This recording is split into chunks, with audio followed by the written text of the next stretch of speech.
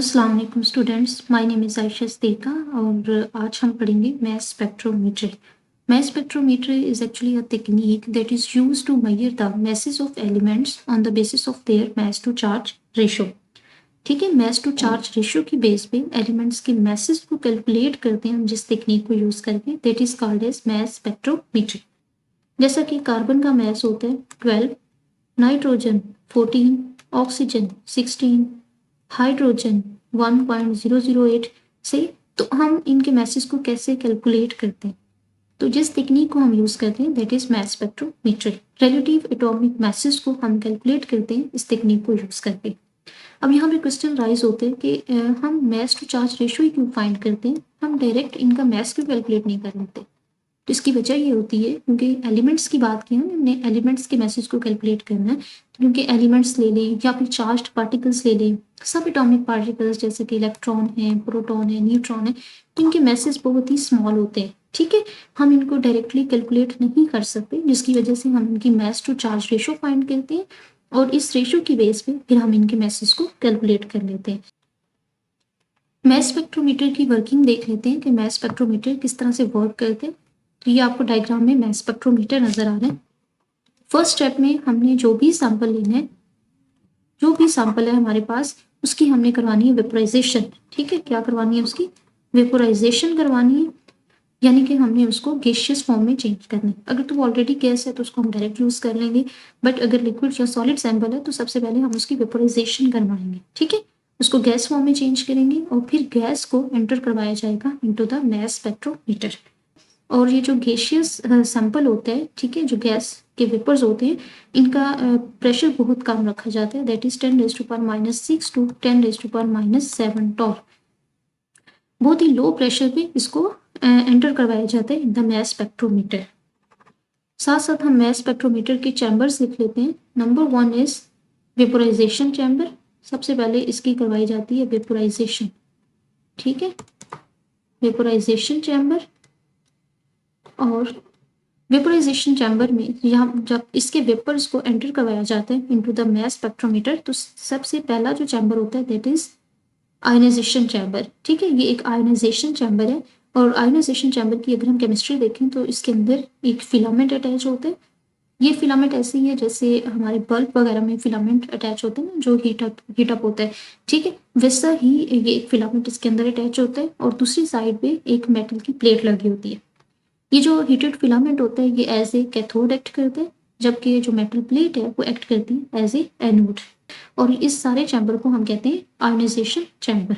जैसे यहाँ से वेपर्स पास करते हैं तो क्योंकि ये जो पार्टिकल्स हैं ये इस चैम्बर में से पास करके नेक्स्ट मूव करेंगे, तो इस चैम्बर में से पास करते हुए उनके ऊपर फास्ट मूविंग इलेक्ट्रॉन्स फॉल करेंगे। ठीक है, क्योंकि यहाँ से कैथोड जो है ये कैथोड रेज प्रोड्यूस कर रहे हैं दैट आर इलेक्ट्रॉन्स, और इलेक्ट्रॉन्स जो है मूव करते हैं टुवर्ड्स द एनोड।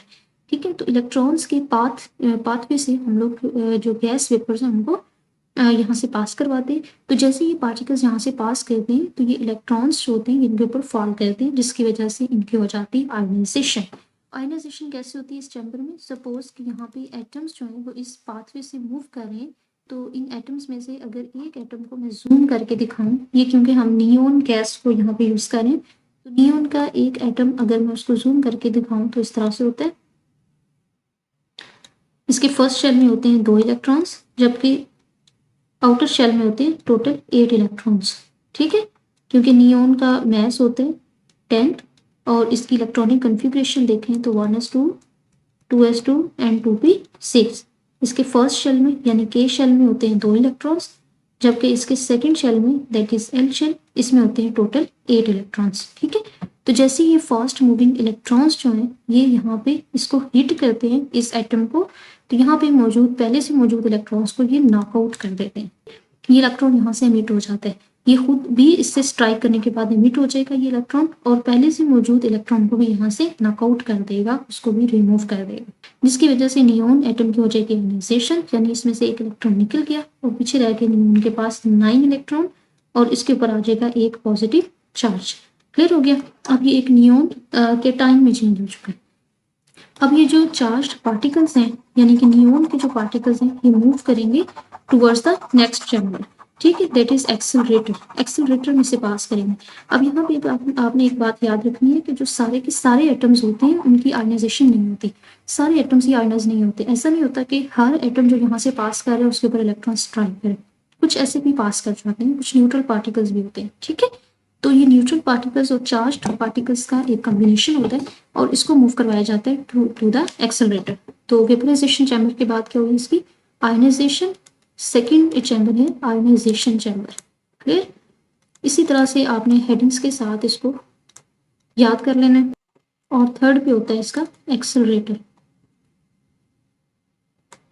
एक्सेलरेटर क्या करते हैं, स्पीड को एक्सेलरेट करता है। ये जो चार्ज्ड पार्टिकल्स होते हैं उनकी स्पीड को ये एक्सेलरेट करता है, यानी इनको स्पीड अप करता है। ठीक है, अब अगर एक्सेलरेटर को मैं देखूं कि ये इनर जो है कैसे बना होता है एक्सेलरेटर, तो एक्सेलरेटर के अंदर एक्चुअली दो प्लेट्स होती हैं, एक होती है इसकी पॉजिटिव प्लेट और एक होती है इसकी नेगेटिव प्लेट। ठीक है, इसको बैटरी के पॉजिटिव टर्मिनल से और इसको बैटरी के नेगेटिव टर्मिनल से दोनों प्लेट्स को जुड़ा होता है, जिसकी वजह से एक के ऊपर पॉजिटिव चार्ज और दूसरे के ऊपर नेगेटिव चार्ज होता है। अब जैसे ये पॉजिटिव चार्ज पार्टिकल्स इस चैम्बर में से पास करेंगे तो होता क्या एक्चुअली, क्योंकि पार्टिकल्स के ऊपर भी पॉजिटिव चार्ज है और प्लेट के ऊपर भी पॉजिटिव चार्ज है, जिसकी वजह से ये दोनों चार्जेस एक दूसरे को रिपेल करेंगे। बट इसके नेक्स्ट ही नेगेटिव प्लेट अटैच है और इन दोनों प्लेट्स के दरमियान जो पोटेंशियल डिफरेंस है दैट इज 500 टू 2000 वोल्ट। इतना पोटेंशियल डिफरेंस अप्लाई हुआ हुआ इसके दरमियान, और इस पोटेंशियल डिफरेंस को या इस इलेक्ट्रिक फील्ड को हम ई से रिप्रेजेंट करते हैं। ठीक है, इतना ज्यादा पोटेंशियल डिफरेंस जहाँ पे अप्लाई हुआ हुआ है, तो ये जो चार्ज पार्टिकल्स हैं ये स्ट्रांगली अट्रैक्ट होंगे टुवर्ड्स द नेगेटिव प्लेट, जिसकी वजह से इनकी स्पीड हो जाएगी तेज। तो इस तरह से ये जो फास्ट मूविंग पार्टिकल्स होंगे ये मूव करेंगे towards the next chamber, that is velocity selector. Fourth number पे क्या है इसकी वेलोसिटी सिलेक्टर। अब वेलोसिटी सिलेक्टर क्या होता है, क्योंकि इन पार्टिकल्स की स्पीड होगी है बहुत ज़्यादा तेज, तो इतने जो फास्ट मूविंग पार्टिकल्स हैं जब ये डिटेक्टर को हीट करेंगे तो हमें रिजल्ट नहीं देंगे, क्योंकि या तो बहुत ज़्यादा स्पीड से हीट करेंगे जिसकी वजह से हमें मैथ जो है वो एक्यूरेट मैथ कैलकुलेट नहीं होगा, या ऐसा होगा कि जो स्लो मूविंग पार्टिकल्स हैं वो बहुत देर से उसको हीट करेंगे तो भी हमें जो है वो एक्यूरेट रिजल्ट नहीं मिलेगा। तो हमें एक मॉडरेट स्पीड वाले पार्टिकल्स ही को डिटेक्टर को हीट करवाना है, जिसकी वजह से हम यहाँ पे अटैच कर देते हैं अपने मैस स्पेक्ट्रोमीटर के अंदर एक वेलोसिटी सिलेक्टर। अब अगर इस वेलोसिटी सिलेक्टर को मैं जूम करके दिखाऊं तो ये एक इलेक्ट्रोमैग्नेटिक रीजन होता है। क्या होता है, एक इलेक्ट्रोमैग्नेटिक रीजन होता है। इसके एक साइड पे अटैच होती है इलेक्ट्रिक फील्ड। ठीक है, यहाँ पे इसके इलेक्ट्रिक फील्ड लगी हुई है, यानी इस प्लेट को हमने अटैच किया हुआ बैटरी के नेगेटिव टर्मिनल से और इस प्लेट को अटैच किया हुआ बैटरी के पॉजिटिव टर्मिनल से, और यहाँ पे हमने लगाया हुआ है इसके मैग्नेटिक फील्ड, यानी मैग्नेट्स अटैच किए हुए हैं दोनों तरफ। तो वेलोसिटी सिलेक्टर में एक तरफ इसके इलेक्ट्रिक फील्ड लगा हुआ है और दूसरी तरफ मैग्नेटिक फील्ड। तो जैसे ये चार्ज पार्टिकल्स इस इलेक्ट्रोमैग्नेटिक रीजन में आएंगे तो यहाँ पे इसके ऊपर मैग्नेटिक फोर्स लगेगी। मैग्नेटिक फोर्स को मैं रिप्रेजेंट कर रही हूँ H से। ठीक है, मैग्नेटिक स्ट्रेंथ को। जो इलेक्ट्रिक फील्ड है, मैग्नेटिक फील्ड है या फिर ग्रेविटेशनल फील्ड है, ये सब अट्रैक्शन काज करते हैं, सभी के सब जो है ये अपनी तरफ चीजों को अट्रैक्ट करते हैं जो भी इस फील्ड में आता है। ठीक है, तो जैसे ही कोई फास्ट मूविंग पार्टिकल जो है वो मैग्नेटिक रीजन में आएगा तो इसके ऊपर ज्यादा मैग्नेटिक फील्ड अप्लाई होगा, ज्यादा मैग्नेटिक फोर्स अप्लाई होगी, जिसकी वजह से ये पार्टिकल अट्रैक्ट हो जाएगा towards the magnetic field. Clear हो गया। लेकिन जो स्लो मूविंग पार्टिकल्स होते हैं उनके ऊपर भी मैग्नेटिक फोर्स लगती है, बट वो इतना ज्यादा मैग्नेटिक चार्ज बियर नहीं करते, वो इतनी ज्यादा मैग्नेटिक फोर्स फेस नहीं कर रहे होते, जिसकी वजह से वो अट्रैक्ट हो जाते हैं टुवर्ड्स द इलेक्ट्रिक फील्ड। तो जो फास्ट मूविंग पार्टिकल्स थे वो अट्रैक्ट हो गए टुवर्ड्स द मैग्नेटिक फील्ड, और जो स्लो मूविंग पार्टिकल्स हैं वो अट्रैक्ट हो गए towards the electric field. But जिन पार्टिकल्स की स्पीड मॉडरेट होगी, ना तो बहुत ज्यादा होगी ना ही बहुत कम, वही इस रीजन को क्रॉस कर सकेंगे। ठीक है, वही इस रीजन को क्रॉस कर सकेंगे। तो इस तरह से वेलोसिटी सिलेक्टर का काम क्या है कि एक मॉडरेट स्पीड वाले पार्टिकल्स को भी अपनी तरफ अट्रैक्ट करना। क्लियर। अच्छा, इसकी समझ आ गई ना अच्छे से कि जिनकी स्पीड तेज होती है, जिन पार्टिकल्स की, उनके ऊपर मैग्नेटिक फोर्स ज्यादा अप्लाई होती है, जिसकी वजह से वो मैग्नेटिक रीजन की तरफ अट्रैक्ट हो जाते हैं, और जिनकी स्पीड कम होती है उनके ऊपर क्योंकि मैग्नेटिक फोर्स कम लग रही होती है तो वो अट्रैक्ट हो जाते हैं towards the electric field. Moderate speed वाले पार्टिकल्स वो मूव कर जाएंगे टुवर्ड्स द नेक्स्ट चैम्बर। अच्छा जी, ये था वेलोसिटी सिलेक्टर जो कि मॉडरेट स्पीड वाले पार्टिकल्स को यहाँ पे सिलेक्ट कर लेगा।